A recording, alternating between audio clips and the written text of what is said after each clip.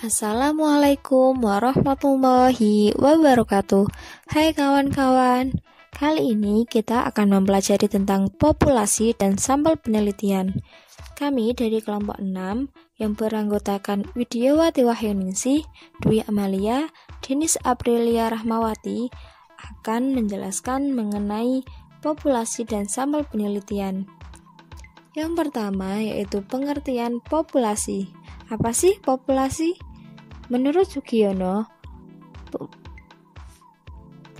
populasi merupakan wilayah generalisasi yang terdiri dari objek maupun subjek yang memiliki kuantitas serta karakteristik yang digunakan oleh peneliti untuk dipahami dan mampu untuk menarik kesimpulan akhir. Margono juga berpendapat bahwa populasi merupakan data yang akan menjadi perhatian kita dalam suatu ruang lingkup serta waktu yang kita tentukan nantinya. Populasi mempunyai hubungan dengan sebuah data, bukan pada manusianya.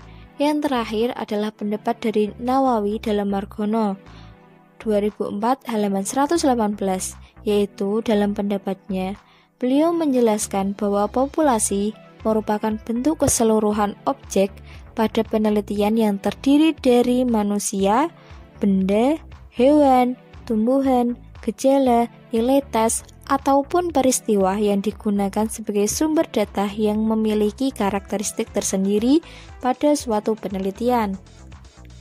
Dalam populasi dapat dibedakan dalam beberapa hal sebagai berikut. Yang pertama yaitu populasi yang mempunyai batas atau populasi yang terhingga, yaitu populasi yang mempunyai batas kuantitatif secara jelas sebab mempunyai karakteristik yang dibatasi.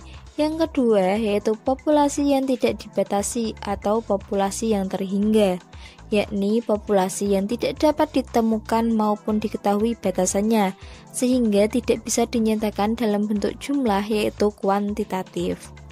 Margono juga membedakan populasi dalam beberapa hal sebagai berikut.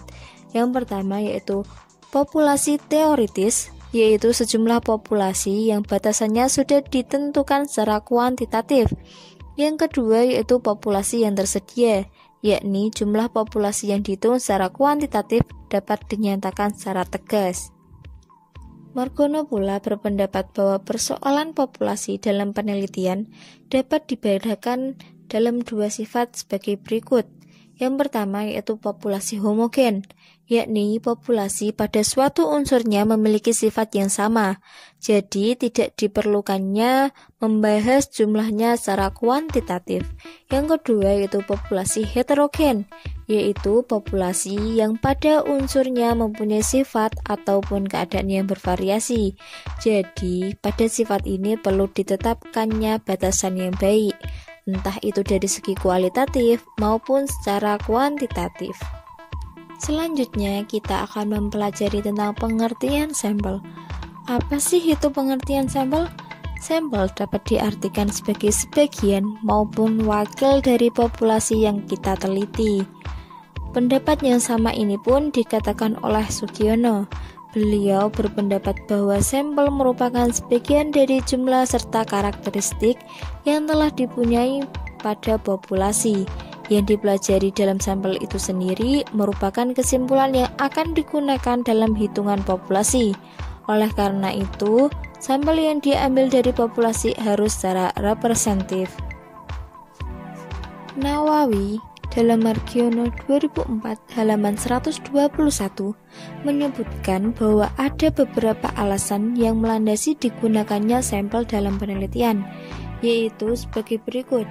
Yang pertama yaitu ukuran populasi. Pada populasi yang tak terbatas atau tak terhingga, yaitu berupa parameter dengan jumlahnya yang tidak diketahui dengan pasti, pada dasarnya memiliki sifat konseptual sehingga tidak mungkin mengumpulkan data dari populasi yang semacam itu. Sama halnya dengan populasi yang terbatas atau terhingga yang jumlahnya sangat besar. Yang kedua yaitu masalah biaya. Banyaknya biaya yang digunakan tergantung pada objek yang diselidiki. Yang ketiga yaitu masalah waktu. Dalam penelitian, sampel akan selalu memerlukan waktu yang lebih sedikit dibandingkan penelitian populasi. Yang keempat yaitu percobaan yang memiliki sifat merusak. Pada penelitian terdapat banyak sekali yang tidak dapat menggunakan populasi. Hal ini disebabkan dapat terjadinya kerugian dan kerusakan. Maka diperlukannya sampel yang digunakan dalam meneliti dan menganalisis tersebut dengan hanya menggunakan sampel. Yang kelima yaitu masalah ketelitian. Agar kesimpulan dapat dipertanggungjawabkan, maka yang perlu diperhatikan adalah masalah ketelitian peneliti. Untuk menghindari itu, maka penelitian menggunakan sampel dapat digunakan karena memungkinkan adanya ketelitian pada peneliti dikarenakan waktu yang digunakan cukup sedikit dibandingkan dengan populasi yang memerlukan waktu sedikit banyak dan menghindari kebosanan peneliti. Yang keenam yaitu masalah ekonomis. Penelitian sampel lebih disarankan karena lebih ekonomis apabila dibandingkan dengan populasi.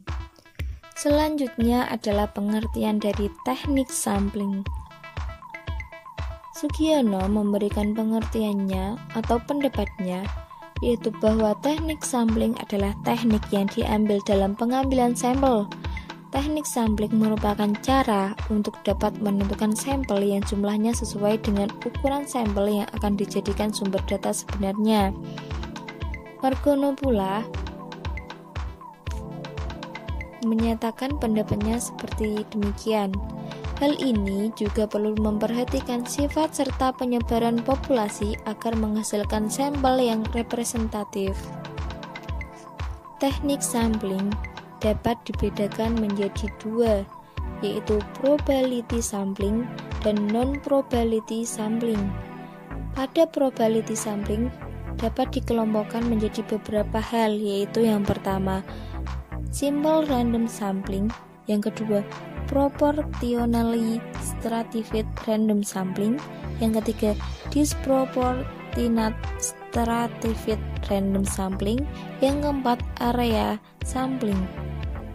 Pada non-probability sampling juga mengelompokkan dalam beberapa hal, yaitu sampling sistematis, sampling kuota, sampling aksidental, purposive sampling, sampling jenuh, dan yang terakhir snowball sampling.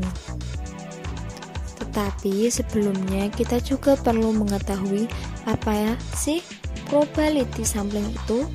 Probability sampling adalah teknik sampling yang memberikan peluang sama bagi setiap unsur atau anggota populasi untuk dapat dijadikan sebagai anggota sampel. Dan non-probability sampling adalah teknik yang tidak memberi peluang atau kesempatan yang sama bagi setiap unsur atau anggota populasi untuk dipilih menjadi sampel. Nah, sekarang kita perlu mempelajari pula tentang cara menentukan ukuran sampel penelitian. Untuk menentukan jumlah sampel yang diambil, ada beberapa formula yang ditawarkan oleh para ahli. Yang pertama yaitu penentuan jumlah sampel menurut pendapat Hadari Nawawi. Cara untuk memperoleh jumlah sampel ini minimal yang harus diselidiki dengan menggunakan rumus. Yang kedua, ada penentuan jumlah sampel dengan menggunakan tabel Christie. Salah satu teknik untuk menghitung jumlah sampel minimal yang harus dijadikan sasaran penelitian adalah dengan menggunakan tabel Christie ini. Yang ketiga yaitu penentuan jumlah sampel dengan menggunakan nomogram Harry-King. Harry-King menghitung sampel tidak hanya berdasarkan atas kesalahan 5% saja, tetapi bervariasi sampai 15%. Tetapi jumlah populasi paling tinggi hanya 2000. Yang terakhir yaitu perhitungan jumlah sampel dengan menggunakan rumus. Bila ukuran sampel lebih dari 100.000, maka peneliti tidak bisa melihat tabel lagi. Oleh karena itu, peneliti harus dapat menghitung sendiri Ada dua rumus yang dikemukakan oleh Sugiono, yaitu yang tidak diketahui simpangan bakunya dan yang kedua dapat diketahui simpangan bakunya.